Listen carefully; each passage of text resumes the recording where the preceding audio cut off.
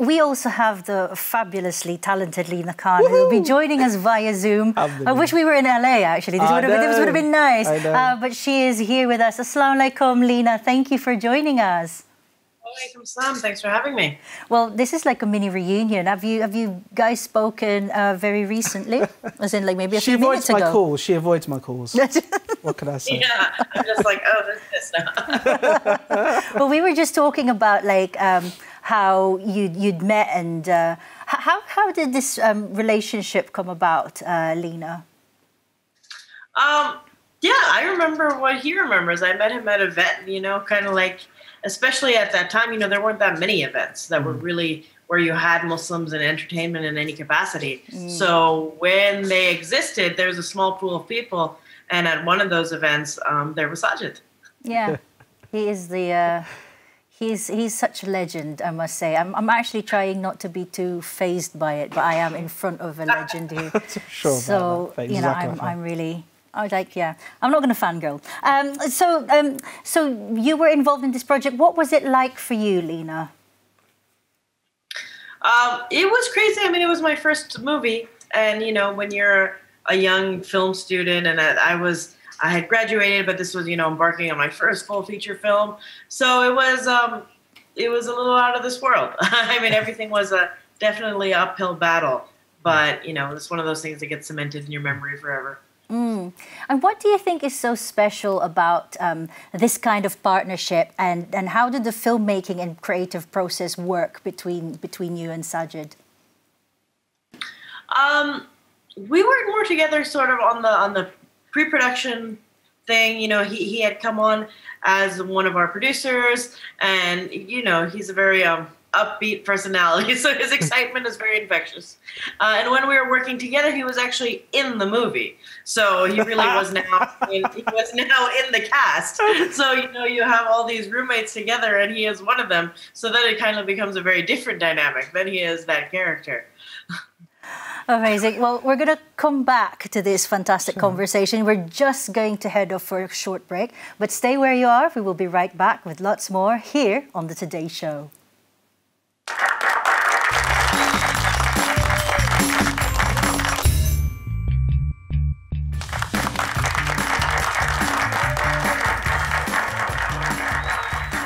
Welcome back to The Today Show. Before the break, we were chatting with both the multi-talented Sajid Varda and film director Lina Khan. Lina, we're going to go back to you. And I've always wanted as well to know, was filmmaking always your passion? Well, I entered UCLA in the engineering school, so I don't know if that answers that question. But I was always making short films at home. All my school projects were films. You know, I just grew up at a time, maybe it's still like that, where, you know, filmmaking was not a profession, at least not for any of our cultures. So it was just something you did at home, and then you go and try to become a doctor, lawyer, or an engineer. From kind of like your point of view, obviously, like, you know, from being in a scientific field, very logical, very, you know, to going into the creative field, what was that was there a transition, or was it just like because you're creative anyway that there wasn't any difficulty? Tell us about that process and your experience. I mean, film school was an experience. It's very different from being in the engineering school. Very colorful personalities there. And my parents were obviously like, what are you doing? But otherwise, it actually translates pretty well. I think a lot of directing is problem solving and just figuring out how to get things done. And I think you need to do that in a lot of those professions too. How is it tough? You know, like, you know, we always talked about like it's tough to be a woman in a male-dominated industry and all of that kind of thing. Do you think it's actually tough, like, to enter like Hollywood? Because LA, obviously, it's like, you know, it's very competitive. The filmmaking is a competitive industry. Was it tough for you? You know, it's interesting. There's definitely challenges on being a Muslim in the industry, like, no doubt. I find there's even more challenges in being a woman in the industry. It's a very male-dominated industry, especially as a director. So I actually see more things come up in that vein. What's coming up now in terms of being a Muslim woman is just finding the stories, you know, because the ones you create are some aspect, and then there's ones that you're collaborating with others, and they might be creating just finding the content that feels really right for you, both in terms of maybe if you have certain boundaries you don't want to do, and also stories that where you really feel like you want to put all your life into, and now, you know, I'm wanting ones that represent our community more, and they don't exist as much. So it's a bit of an issue, as well as like at some point, you know, I have kids now. That work-life balance thing is the ultimate challenge. Oh gosh, no, totally. What keeps you motivated though? Because, you know, there are so many challenges. You know, I myself, I've got 2 young children, and, you know, and when we still want to be ourselves, right? You know, and we're a creative bunch. How do you keep motivated, and how do you keep yourself creative? I think last time when I had set out on my Disney movie, because I had to go to Vancouver for 4 months, my kids came, but, you know, it was incredibly hectic. You know, how much am I seeing them, et cetera, et cetera. They were in California part of the time. My husband had told me, he said, you know, they're going to be proud of you when they get it, when they're older and they understand. So obviously I keep them in mind a lot too. You know, we always have a culture in our family of using whatever talents or resources you have for the community. And this sort of feels like my contribution. And then just being in this place, I feel like, you know, I've been put in this place now and have all these opportunities. So you get a little bit more fight in you, be like, oh my gosh, I'm in a position that a lot of people wish they were in. What am I going to do with it?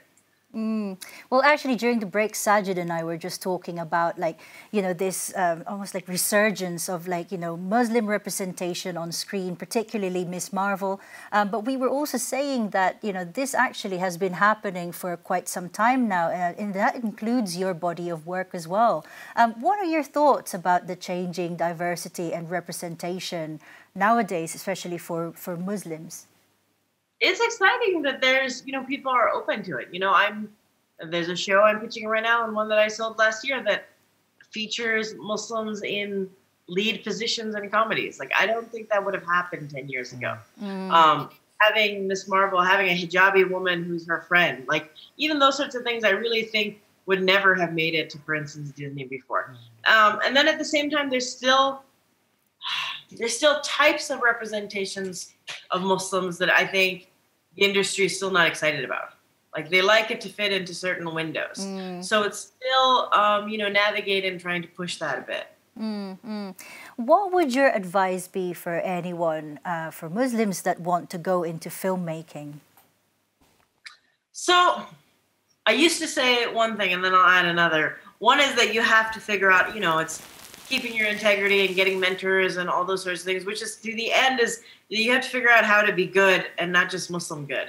Because, you know, like, I think they might have more halal restaurants in the UK, but here it's like, if you get a burger place and everybody's so excited, they're like, oh my God, there's a halal burger place around here, with a halal Chinese food place. And we're like, okay, is it good though, or is it Muslim good? And so the thing you have to figure out how to do in this industry is how to graduate beyond Muslim good and to know you're actually good, which takes a lot of dedication to what you're doing, a lot of humility, and a lot of work. But the second thing I've noticed as Muslims are actually entering the industry is you have to make sure, as cheesy as it sounds, like, that your intent is in line. Like, you have to be doing it for some reason other than yourself, because you just become annoying and not that great person. Like, I see people and I see the divide. I see the ones where you can't assume, but you can tell, we're like, okay, some people might have got a little lost on the way. And, you know, their work suffers too. It's not just, you know, their reward. Like, honestly, their work suffers. And you can tell the folks who feel like, you know, they're doing it for a passion that goes a little beyond themselves. I think it's really important. Absolutely. So on the 13th of August, we've got the pop-up cinema happening over at Edgbaston in Birmingham, Edgbaston Stadium. And it's going to feature 2 of your films, The Tiger Hunter and Flora and Ulysses. For those who haven't seen it, can you give us the premise to both films? Tiger Hunter was my first film. It's a dramatic comedy. It's about a young Indian man who's Danny Pudi, who's hilarious, who comes to America on this, like, big, weird quest for success to try to impress his dad, live up to his dad, and to impress his childhood sweetheart. It's a little wacky. He's got, you know, 7 roommates who all lie on the floor like sardines, Sajid among them. And Flora and Ulysses was my first studio movie. It's kind of like one of those big CGI family comedies with a young, cynical girl named Flora, based off of the book, who finds a squirrel named Ulysses, who happens to have powers beyond what she can imagine, kind of taking them on this very funny adventure that, you know, changes her and her family's outlook kind of forever. Great. Well, we're going to watch a little bit of a clip from the trailer of The Tiger Hunter. I thought we were going to watch the whole thing because I can't wait until August 30th. But we're going to show you now. Let's take a look at the clip. Listen to me, Sami. To be a great tiger hunter, you must become the tiger.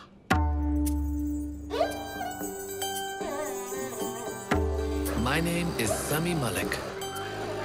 My father was a great man, the world's most glorious tiger hunter. America.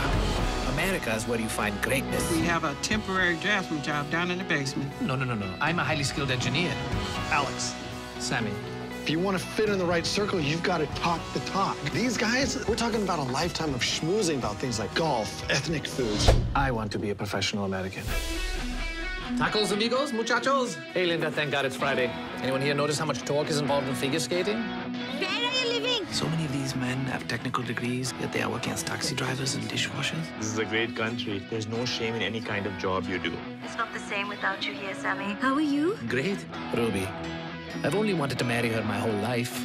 You're coming to America. To meet with some potential suitors? Well, what a fantastic cast. It's brilliant. Some of those are like my absolute favorites. You know, like the actor that plays Abed in Community Center, John Hader, Sajid Varda. Well, yeah, I mean, I've just said there briefly, right? But amazing, really. What they pulled together as a cast, phenomenal. Lena, going back to you, we're going to touch on Flora and Ulysses now. Again, it's got someone that I really love in there, Alison Hannigan. She's brilliant. Tell us a bit about Flora and Ulysses and your experiences. It was a trip. It was my first big budget studio movie, and we had Ben Schwartz, who's one of my favorites in the movie. He's an improv comedy actor. He's the voice of Sonic the Hedgehog, amongst many other things right now. Cool. Such a fun gang to work with. They were improvising all the time, laughing all the time. We had a great writer who wrote for Arrested Development. So it was just a lot of fun. People jumping off buildings. It was a lot. And meeting Ulysses. Ulysses is fun. He's crazy. He eats too much, but it was a great experience. Oh my goodness. I mean, I couldn't stop watching the trailer for it. So we're going to have to share this with our viewers. Let's watch the clip. Superheroes stand watch when danger closes in and save those in need. But they have one thing in common. They never show up in the real world. Until Ulysses. Every superhero comes to us with a purpose. We don't always see it at first because we don't always know where to look. Flora! What is this? I am Ulysses, born anew. Wholly unanticipated occurrences! Did you type this? He's a superhero. Whoops. Do you have any enemies? I'm here about the squirrel. Danger lurks everywhere. Is he? He's flying.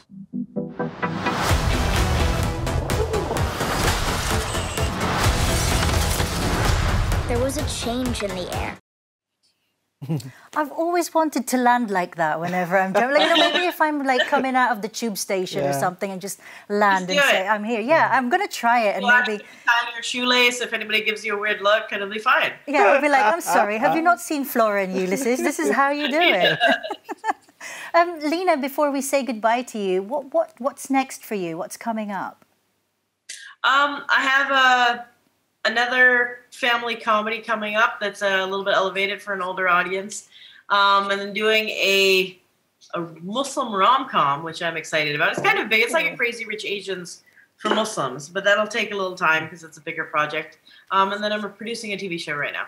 Oh, wow. Fantastic. Sajid. Yeah. No, absolutely. And just wanted to say with Lena is that we're so fiercely proud of Lena and everything that she's achieved. MashaAllah. And I think for me as well, when I talk about Lena with others, it gets a bit emotional because I remember seeing her again for the very first time and seeing that journey from that first time that I met her, and just seeing that energy and she says I'm upbeat and enthusiastic. She's very much that way as well. And just being able to help her with her dream and ambition and seeing what she's achieved, but knowing there's so many others like Lena out there, but they all need help and they all need that support as well from our community. Yeah, no, absolutely. Well, thank you so much, Lena, for joining us. I hope one day, inshallah, I would be able to meet you in real life. Come over to the UK, or if we're in LA, maybe we can, you know, have like an LA filming, inshallah.